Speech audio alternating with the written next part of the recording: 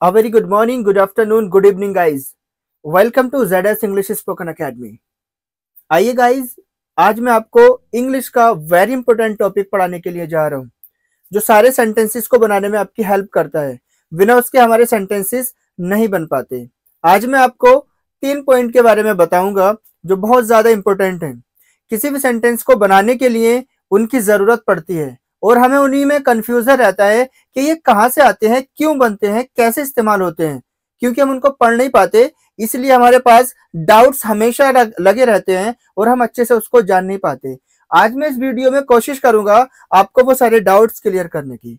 आज मैं आपको ओनली 3 पॉइंट्स के बारे में बताऊंगा, जिसमें से ऑलरेडी आपको 2 पढ़ा चुका हूं, लेकिन तीसरा जो मैं आज आपको पढ़ाऊंगा उसमें उन पिछले 2 की जरूरत पड़ेगी, इसलिए मुझे तीनों को लिखना पड़ेगा। पहले नंबर पर मैं आपको बताऊंगा मैं पर्सनल प्रोनाउन क्या होते हैं। दूसरे नंबर पर बताऊंगा कि सब्जेक्ट वर्ब अग्रीमेंट क्या होता है। तीसरे नंबर पर बताऊंगा कि ये सेंटेंस मेकिंग क्या होती है। ऑलरेडी बता चुका हूं, लेकिन थोड़ा सा बता के इसमें फिट कर दिखाऊंगा आपको कि सब्जेक्ट वर्ब अग्रीमेंट कैसे फिट होता है सेंटेंस मेकिंग में, और ये पर्सनल प्रोनाउन इस सेंटेंस मेकिंग में कैसे इस्तेमाल होते हैं, कैसे इन सबको मिला करके हम एक कंप्लीट सेंटेंस बनाते हैं जो कंप्लीट सेंस देता है। आइए गाइज, उन सबको तीनों पॉइंटों को मैं अब बोर्ड पर लिखे देता हूं। आप एक अच्छे से रजिस्टर में इनको नोट कर लेना ताकि आपको काम आए। पहले नंबर पर हमें जानना होगा कि ये पर्सनल प्रोनाउन क्या होते हैं। पर्सनल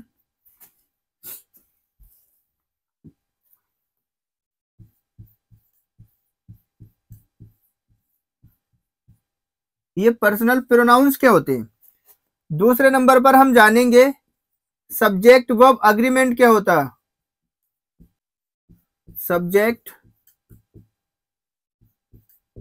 वर्ब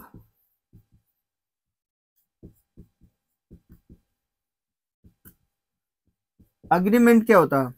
तीसरे नंबर पर ऑलरेडी हम ये फॉर्मूला पढ़ चुके हैं सेंटेंस मेकिंग का, जो मैं आपको बोर्ड पर लिख रहा हूं। Subject plus helping verb plus main verb plus preposition article conjunction plus object. देखिए गाइज,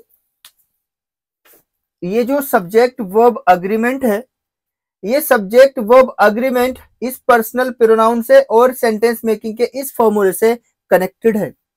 जब तक हम इन दोनों को नहीं जानेंगे तब तक सब्जेक्ट वर्ब अग्रीमेंट हमको समझ में नहीं आएगा। आइए गाइस, चलते हैं अब पर्सनल प्रोनाउंस की तरफ। प्रोनाउन क्या होते हैं। अब प्रोनाउन से पहले थोड़ा सा हम नाउन के बारे में जान लें। डिटेल में तो पार्ट्स ऑफ स्पीच में पढ़ेंगे, लेकिन थोड़ा सा नाउन के बारे में जान लें। नाउन क्या होता है। किसी वस्तु, व्यक्ति, स्थान आदि के नाम को हम नाउन कहते हैं।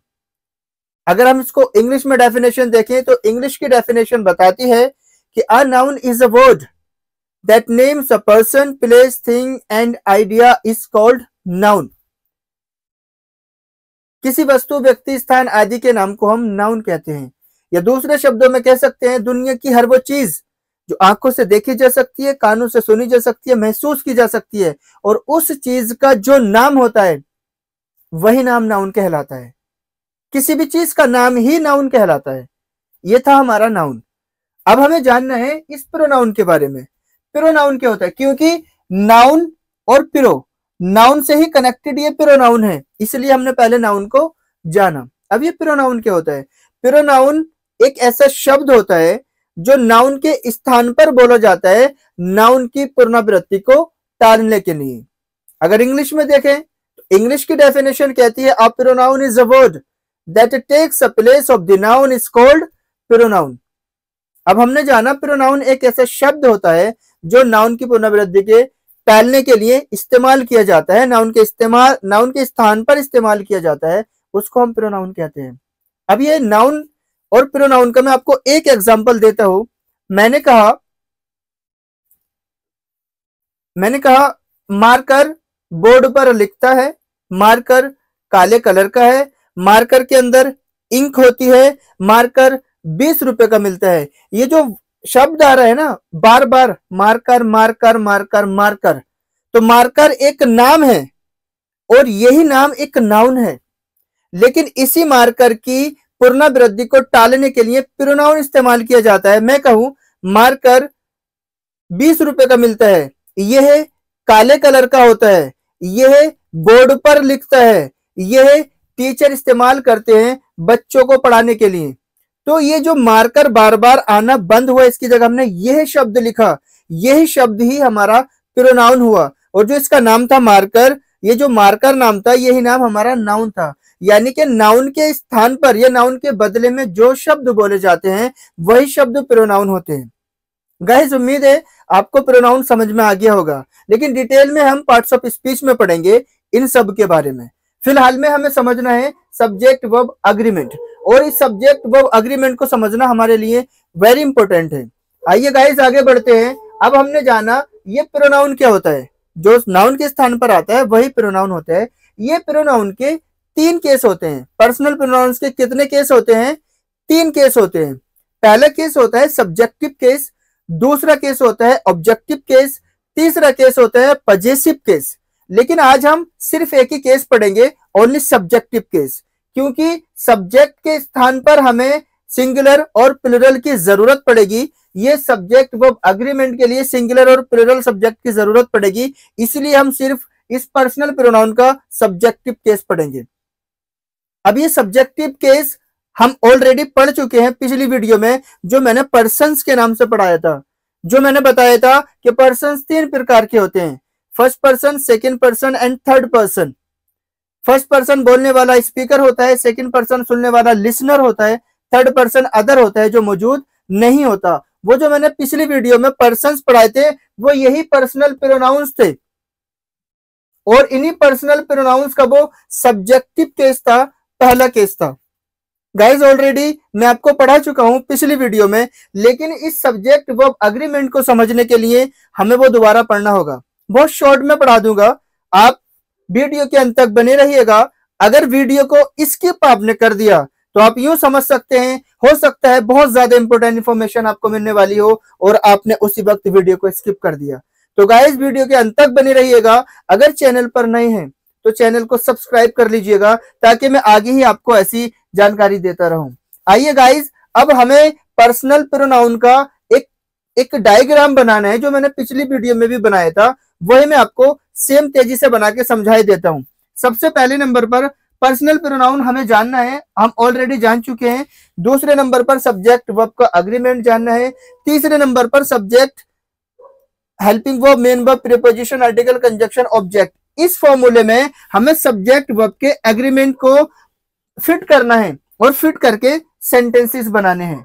आइए गाइज, सबसे पहले हम इस पर्सनल प्रोनाउन के सब्जेक्टिव केस के जो पर्सन्स होते हैं उनको तेजी से जान लेते हैं, उनका चार्ट बना लेते हैं।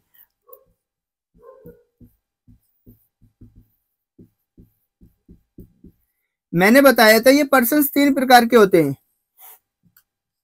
First person, second person, third person. First person speaker होता है, बोलने वाला। सेकंड पर्सन लिसनर होता है, सुनने वाला। थर्ड पर्सन अदर होता है, जो मौजूद नहीं होता। अब फर्स्ट पर्सन भी 2 प्रकार के होते हैं, सिंगुलर भी होते हैं और प्लूरल भी होते हैं। सेकंड पर्सन भी 2 प्रकार के होते हैं, सिंगुलर भी होते हैं और प्लूरल भी होते हैं। ये थर्ड पर्सन भी 2 प्रकार के होते हैं, सिंगुलर भी होते हैं और प्लूरल भी होते हैं। यदि काम को करने वाला एक ही है तो सिंगुलर है, और सिंगुलर के लिए क्या आता है? आई। काम को करने वाले 2 या 2 से ज्यादा हैं, उसके लिए क्या आता है? वी। इसी तरीके से सुनने वाला एक है, यू, एक से ज्यादा है तब भी यू। अगर किसी तीसरे इंसान के बारे में बात हो रही है और वो काम को करने वाला या जिसके बारे में बात हो रही है सिंगुलर ही है, लड़का है, तो लड़के के लिए ही आता है, लड़की के लिए शी आता है, और नॉन लिविंग थिंग्स के लिए इट आता है। ऑलरेडी मैं पढ़ा चुका हूं, लेकिन तेजी से इसलिए समझा रहा हूं ताकि आपको सब्जेक्ट वर्ब अग्रीमेंट समझ में आ जाए। लेकिन इन सबका प्लूरल क्या होता है? दे। अब हमें इनका सेंटेंस में यूज समझना है, यूज, क्योंकि इन्हीं प्रोनाउन को हम इस सेंटेंस मेकिंग के फॉर्मूले में फिट करते हैं, लगाते हैं। अब यही जो यूज है ना, इस यूज का मतलब है कि जो आई है और वी है इस सेंटेंस मेकिंग के फॉर्मूले में किस कंडीशन में लगेंगे? सिंगुलर की कंडीशन में लगेंगे या प्लुरल की कंडीशन में लगेंगे, क्योंकि हमें इन्हीं के जरिए, इसी पर्सनल प्रोनाउन के पर्सन्स के जरिए ही हमें सब्जेक्ट वर्ब अग्रीमेंट को जानना होगा। अब ये जो हमारे पर्सन्स हैं, इन पर्सन्स का सेंटेंस में यानी कि सेंटेंस मेकिंग के फॉर्मूले में यूज क्या होता है, ये सिंगुलर फॉर्म में इस्तेमाल होते हैं या प्लुरल फॉर्म में? तो गाइज हमेशा ये प्लुरल फॉर्म में इस्तेमाल होते हैं, कुछ केसेस को छोड़कर। कुछ कंडीशन में, जैसे आई पास्ट में अपने साथ वोज लेता है, आई वोज, कुछ कंडीशंस ऐसी हैं जिसमें ये सिंगुलर कंडीशन ले लेता है, नहीं तो मोस्टली इनका सेंटेंस में यूज प्लुरल होता है। ऐसे ही सेकंड पर्सन लिसनर का भी सेंटेंस में यूज प्लुरल होता है। और ये जो हमारे ही शी इट दे हैं, इनका सेंटेंस में यूज सिंगुलर होता है, और इस दे का सेंटेंस में यूज प्लुरल होता है। पता ये चला गाइस, ये जो हमारे पर्सनल प्रोनाउंस हैं, इसके 3 केस होते हैं। कितने केस होते हैं? 3 केस होते हैं, subjective case, objective case and possessive case. जो हमारा सब्जेक्टिव केस है, ये जो हम केस पढ़ रहे हैं ना, सब्जेक्टिव केस, सब्जेक्टिव केस, ये जो हम सब्जेक्टिव केस पढ़ रहे हैं, यही सब्जेक्टिव केस हमारा पर्सन्स है, और यही पर्सन्स 3 प्रकार के होते हैं। और इस सब्जेक्टिव केस का मतलब है कि ये जितने भी पर्सन्स हैं, ये सब के सब ये सब्जेक्ट के स्थान पर यूज होते हैं, ये ऑब्जेक्ट के स्थान पर यूज नहीं हो सकते। जब हम इसका ऑब्जेक्टिव केस पढ़ेंगे, तब वो सबके सब ऑब्जेक्टिव केस ऑब्जेक्ट के स्थान पर यूज होंगे, सब्जेक्ट के स्थान पर यूज नहीं होंगे।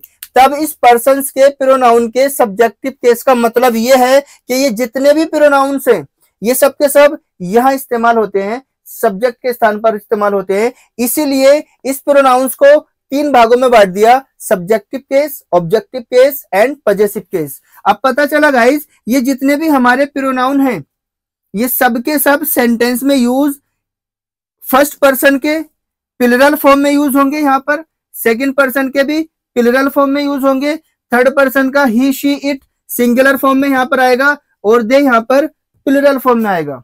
ये हमें सिंगुलर और प्लुरल किसने बताया? यही प्रोनाउन के सब्जेक्टिव केस के पर्सन्स ने बताया कि ये सेंटेंस में सिंगुलर और प्लुरल इस हिसाब से आएंगे।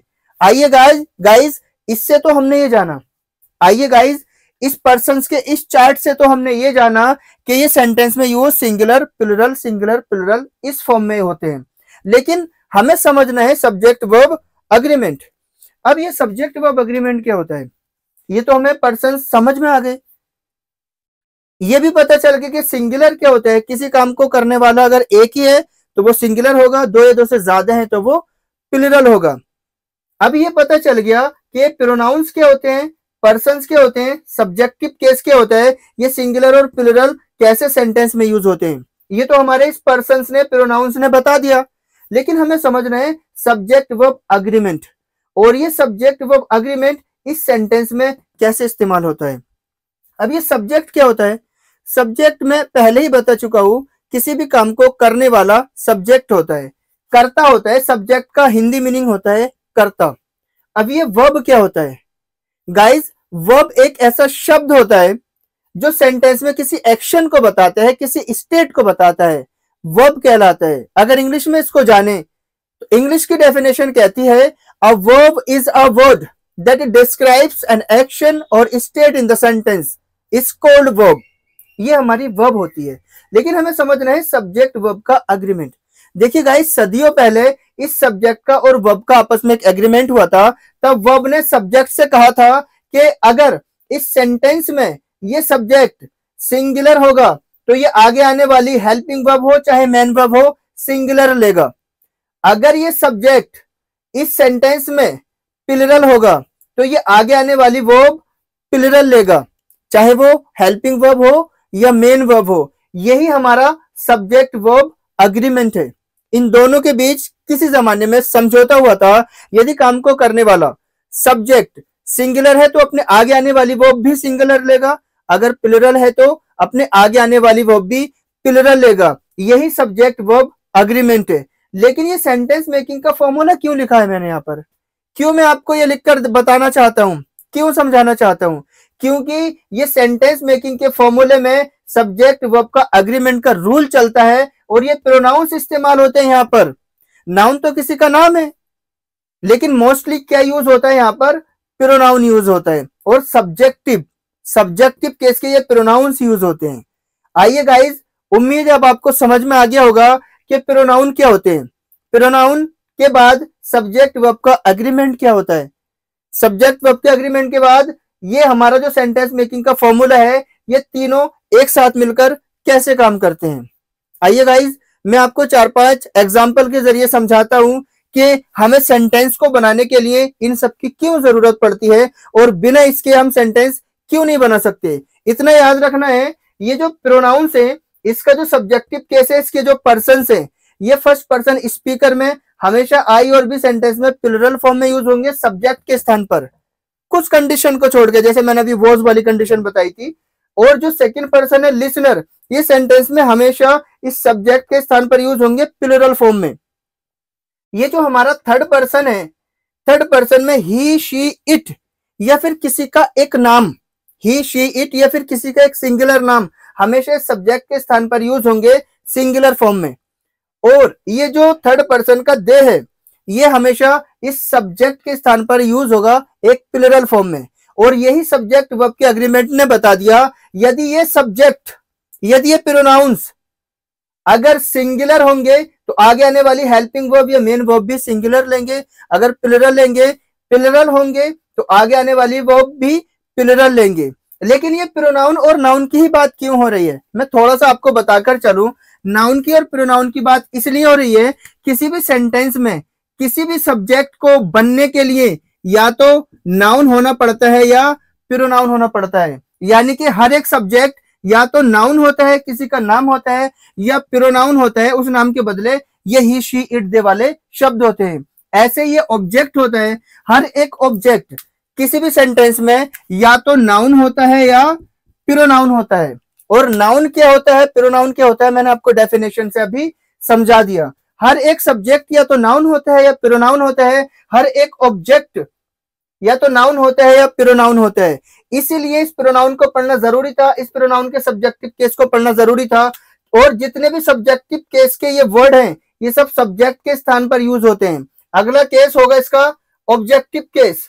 ऑब्जेक्टिव केस में हो सकता है अगली वीडियो में पढ़ाऊं, अगर इसी में पढ़ाता हूं तो वीडियो लंबी हो जाएगी। ऑब्जेक्टिव केस का मतलब है ऑब्जेक्ट के स्थान पर आने वाले सभी शब्द ऑब्जेक्टिव केस से आएंगे। जैसे आई का आपने एक सुना होगा मी, आई का मी बन जाता है। आई सब्जेक्ट के स्थान पर आता है और सब्जेक्ट के स्थान से जब आई ऑब्जेक्ट की तरफ पहुंचता है तो मी बन जाता है। तब ये जो मी बनता है ना, ये आई का ही दूसरा भाई होता है, आई का ही एक रूप होता है जो सब्जेक्ट के स्थान पर तो आई रहता है और ऑब्जेक्ट के स्थान पर आन के मी बन जाता है। तब ये इस प्रोनाउन से ही बनता है। सब्जेक्टिव केस पर तो आई रहता है, ऑब्जेक्टिव केस में यही आई मी बन जाता है। यही हम आगे चल के पढ़ेंगे गाइज। अब आपको समझ आ गया होगा कि ये प्रोनाउन क्यों जरूरी है, ये नाउन और प्रोनाउन क्यों जरूरी है, ये पर्सन्स क्यों जरूरी है और इन सब के साथ सब्जेक्ट वर्ब का एग्रीमेंट क्यों जरूरी है। आइए गाइज, मैं आपको एग्जाम्पल के जरिए समझाता हूं। देखिए, सब्जेक्ट वर्ब का एग्रीमेंट था, यदि सब्जेक्ट सिंगुलर होगा तो आगे आने वाली वर्ब भी सिंगुलर लेगा, अगर प्लूरल होगा तो आगे आने वाली वर्ब भी प्लूरल लेगा। हम यहाँ को सेंटेंस मेकिंग का फॉर्मूला लिख लेते हैं, subject plus helping verb plus main verb plus preposition article conjunction plus object. ये हमारा सेंटेंस मेकिंग का फॉर्मूला है और हमारे सब्जेक्ट और वर्ब की ही बात करनी है। अब देखिए, मैं आपको एक एग्जांपल देता हूं। मैंने कहा राहुल इंग्लिश पढ़ा रहा है। अब यहां से और यहां तक ये पूरा एक सेंटेंस है। और सेंटेंस क्या होता है, शब्दों के समूह को ही हम सेंटेंस कहते हैं, जो किसी चीज के बारे में पूरी जानकारी देता है, सेंटेंस कहलाता है। यहां से यहां तक ये पूरा सेंटेंस है। इस सेंटेंस को बनाने के लिए हमें सेंटेंस मेकिंग के इस फॉर्मूले की जरूरत पड़ती है। अब राहुल क्या है, राहुल एक लड़का है काम को करने वाला जो अंग्रेजी पढ़ा रहा है। अब राहुल एक नाम है और हर एक नाम अपने आप में नाउन होता है और किसी भी सब्जेक्ट को सेंटेंस में सब्जेक्ट बनने के लिए या तो नाउन बनना पड़ता है या ये प्रोनाउन बनना पड़ता है। ये नाउन और प्रोनाउन कैसे बनते हैं, इसी वीडियो में आपको ये सारे डाउट्स क्लियर हो जाएंगे। अब राहुल एक नाम है, राहुल इंग्लिश पढ़ा रहा है, इस सेंटेंस को हमें इस सब्जेक्ट और हेल्पिंग वर्ब मेन वर्ब के जरिए यानी कि सेंटेंस मेकिंग के फॉर्मूले के जरिए हम इस सेंटेंसेस को बनाएंगे। अब देखिए मैं सेंटेंसेस को बनाता हूं। Rahul is teaching English. Rahul is teaching English. Rahul अंग्रेजी पढ़ा रहा है। राहुल यहां पर क्या है, सेंटेंस मेकिंग के अकॉर्डिंग सब्जेक्ट, इज यहां पर क्या है हेल्पिंग वर्ब, टीचिंग यहां पर क्या है मेन वर्ब, इंग्लिश यहां पर क्या है ऑब्जेक्ट। और सब्जेक्ट वर्ब के अग्रीमेंट ने कहा था यदि ये सब्जेक्ट सिंगुलर होगा तो आगे आने वाली वर्ब भी सिंगुलर लेगा, यदि ये सब्जेक्ट प्लुरल होगा तो आगे आने वाली वर्ब भी प्लुरल लेगा। अब यहाँ तो राहुल एक ही इंसान है, सिंगुलर है, इसलिए इसने यहाँ पर इज हेल्पिंग वर्ब लिया, सिंगुलर हेल्पिंग वर्ब लिया। अब ये इस सिंगुलर क्यों है गाइज, अभी आपको समझ में इसलिए नहीं आएगा क्योंकि अभी हमने टेंस नहीं पढ़े हैं। जब हम टेंस पढ़ेंगे तब टेंस बताएगा कि ये प्रेजेंट कॉन्टिन्यूअस का is helping verb singular subject के साथ आता है। आगे जब हम टेंस पढ़ेंगे तो ये हेल्पिंग वर्ब आगे जाके हमारी क्लियर होंगी। अब देखिए अगला एग्जांपल, अभी तो हमने देखा कि ये जो सब्जेक्ट है ये यहाँ पर नाउन के रूप में है और मैंने बताया था हर एक सब्जेक्ट को सेंटेंस में या तो नाउन होना पड़ता है या प्रोनाउन होना पड़ता है। अब देखिए अगला एग्जांपल, प्रोनाउन कैसे बनता है ये मैंने कहा राहुल इंग्लिश पढ़ा रहा है, राहुल इज टीचिंग इंग्लिश। अब राहुल की जगह मैंने कहा वह इंग्लिश पढ़ा रहा है। अब देखो मैंने राहुल की जगह वह ले लिया और वह राहुल एक लड़का है और लड़के के लिए इंग्लिश में क्या आता है ही। ये हमें किसने बताया, ये पर्सन ने बताया। अब यहां पर ये सब्जेक्ट है, अब ये सब्जेक्ट यहां पर क्या है वह, और इस वह के लिए इंग्लिश में क्या आता है he is teaching English. Rahul English पढ़ा रहा है, राहुल इज टीचिंग इंग्लिश। अब राहुल की जगह क्या आ गया ही इज टीचिंग इंग्लिश, यानी कि इस नाम को काट करके हमने यहां पर क्या फिट कर दिया ही। तो ये ही पर्सनल प्रोनाउन है, यानी कि जो शब्द इस नाउन के स्थान पर बोले जाएं वही शब्द प्रोनाउन कहलाते हैं। और सब्जेक्ट वर्ब का अग्रीमेंट क्या कहता है कि यदि ये सब्जेक्ट सिंगुलर होगा तो आगे आने वाली वर्ब भी सिंगुलर लेगा, यदि ये सब्जेक्ट प्लुरल होगा तो आगे आने वाली वर्ब भी प्लुरल लेगा। गाइस उम्मीद है आपको ये चीज समझ आ गई होगी। अब देखिए एक प्लुरल का एग्जांपल लिए लेते हैं। मैंने लिखा तुम अंग्रेजी पढ़ा रहे हो। अब देखिए तुम क्या है यहां पर, इस हिंदी के सेंटेंसेस को बनाने के लिए हमारे पास ये सेंटेंस मेकिंग का इंग्लिश का एक फॉर्मूला है और ये फॉर्मूला बताता है सबसे पहले सब्जेक्ट आता है और हर एक सब्जेक्ट को अपने आप में या तो नाउन होना पड़ता है या प्रोनाउन होना पड़ता है। ये कह रहा है तुम अंग्रेजी पढ़ा रहे हो, अंग्रेजी पढ़ाने का काम कौन कर रहा है तुम, और तुम क्या है यहाँ पर, तुम यहाँ पर एक पर्सनल प्रोनाउन है। तुम क्या है पर्सनल प्रोनाउन है, ये हमें किसने बताया पर्सन्स ने बताया। और इस तुम के लिए इंग्लिश में क्या आता है यू। अब यू आता है और इसी पर्सन ने हमें यह बताया कि इसका सेंटेंस में यूज हमेशा प्लुरल है। तो यहाँ तो सब्जेक्ट ये कैसा हुआ प्लुरल हुआ और सब्जेक्ट वर्ब का अग्रीमेंट कहता है यदि सब्जेक्ट प्लुरल होगा, यदि सब्जेक्ट प्लुरल होगा तो उसके आगे आने वाली वर्ब भी प्लुरल होगी। लेकिन हमारा प्रेजेंट कंटीन्यूअस का रूल कहता है कि इज एम आर, ये हेल्पिंग वर्ब है जिसमें इज सिंगुलर सब्जेक्ट के साथ आता है, एम आई के साथ आता है और प्लुरल सब्जेक्ट के साथ आर आता है। अब देखिए गाइज मैंने कहा तुम अंग्रेजी पढ़ा रहे हो, यू सब्जेक्ट आ गया, अब सेंटेंस मेकिंग के अकॉर्डिंग हेल्पिंग वर्ब आएगा। मैंने कहा यू इज, अब फिर मेन वर्ब आएगा यू इज टीचिंग इंग्लिश। मैंने इस तरीके से ये सेंटेंस लिखा यू इज टीचिंग इंग्लिश, तुम अंग्रेजी पढ़ा रहे हो। क्या ये सेंटेंस सही है? नहीं गाइज, ये सही इसलिए नहीं है क्योंकि ये जो इज है ना, ये सिंगुलर हेल्पिंग वर्ब है प्रेजेंट कंटिन्यूअस का, टेंस ने हमें बताया, लेकिन ये सब्जेक्ट प्लुरल है और सब्जेक्ट वर्ब के अग्रीमेंट ने बताया है यदि ये सब्जेक्ट सिंगुलर होगा तो आगे आने वाली वर्ब सिंगुलर लेगा, यदि ये सब्जेक्ट प्लुरल होगा तो आगे आने वाली वर्ब प्लुरल लेगा। इसलिए यहां पर सब्जेक्ट वर्ब के अग्रीमेंट ने इस को काट करके क्या कर दिया, आर कर दिया। You are teaching English. Guys उम्मीद है आपको समझ आ गया होगा कि पर्सन्स क्या होते हैं, प्रोनाउंस क्या होते हैं, नाउन्स क्या होते हैं, सब्जेक्ट वर्ब का अग्रीमेंट क्या है और सेंटेंस मेकिंग क्या है।